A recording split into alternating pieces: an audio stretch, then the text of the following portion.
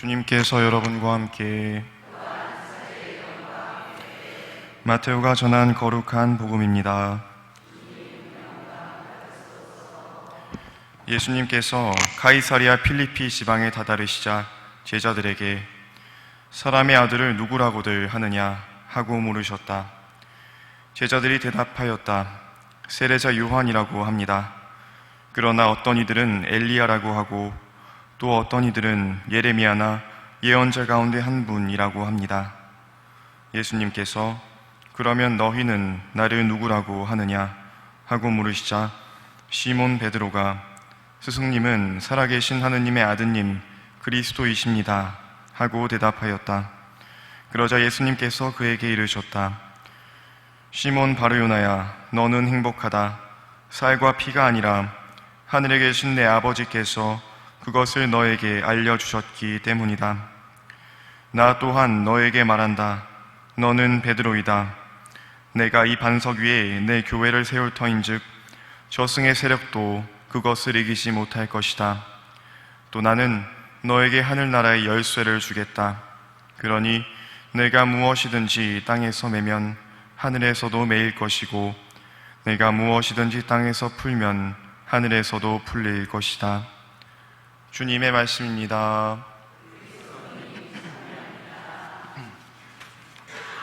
자, 예수님, 오늘 우리는 가톨릭 교회의 기반을 다지신 위대한 주님의 사도 베드로와 바오로를 기념하고 있습니다.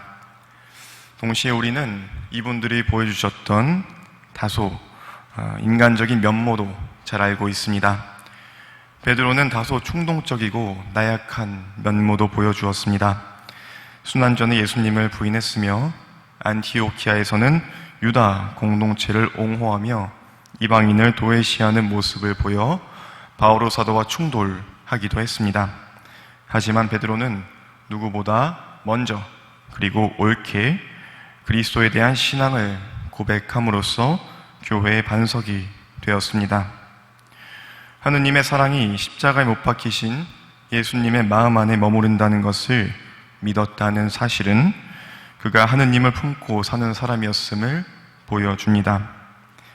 자신의 굳은 신앙과 동시에 인간적인 나약함을 하느님께 의탁함으로써 베드로는 교황권이 수많은 도전 속에서도 오늘날까지 유지될 수 있도록 기여하였습니다.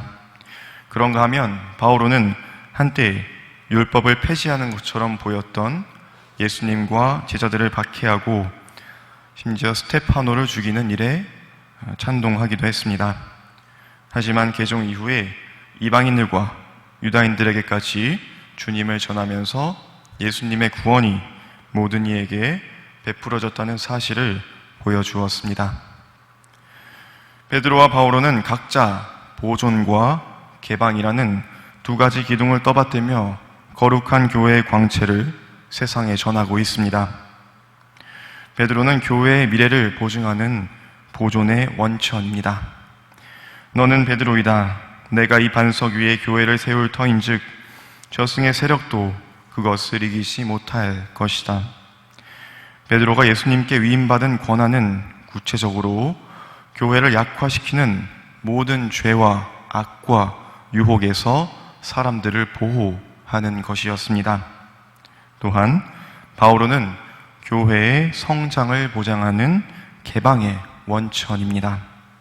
지치지 않는 선교에 대한 열정을 통해 그리스도의 사랑 때문에 감내해야 했던 고통스러운 삶을 통해 그리고 역사를 이끌어 나가시는 하느님의 계획에 대한 깊은 이해를 통해 바오로는 세상을 향해 뻗어나가는 교회의 모델을 여지없이 보여주었습니다. 하지만 베드로와 바오로 사도의 업적이 오늘날까지 함께 기념되고 있는 것은 단지 복음을 전하겠다는 당사자의 순수한 의지나 사도들 간의 형제적 사랑 때문만은 아닙니다. 베드로와 바오로 사도가 우리에게 전해주는 또 다른 메시지는 교회가 본연적으로 가지고 있는 가톨릭적 특성, 다시 말해 보편성입니다.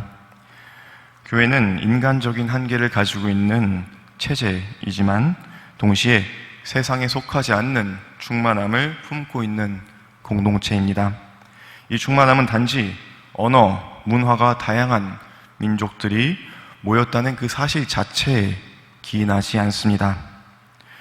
이방인들의 사도 바오로에 의해 모인 다양한 민족들은 세상에서 가장 낮은 자로 봉사하며 교회의 기초가 되고자 했던 교황 베드로와 그분의 의지를 이은 후임 교황들 안에서 받아들여졌기 때문에 우리는 교회가 보편적이라 말할 수 있습니다. 바오로와 베드로는 교회 밖에서 사는 삶을 이미 경험해봤기에 사람들에게 신앙을 어떠한 획일적인 문화로 강요하는 것이 아니라 언제든지 교회로 들어올 수 있도록 그들 각자가 가지고 있던 가능성을 존중했던 것입니다. 그러므로 오늘 복음을 살고 전하는 우리의 노력이 단지 고유한 문화나 생각에 얽매이는 것이 아니라 모든 이에게 겸손한 모습으로 하느님을 전하고자 애썼던 교회의 기반을 다지신 분들의 의지를 지향하도록 기도해야겠습니다. 특별히 지금 이 순간에도 다른 곳에서 교회의 창립과 일치를 위해 노력하시고 심지어 박해받는 이들을 위해 영광스러운 하느님의 일꾼 베드로와 바오로 사도의 전구를 청하셨으면 합니다.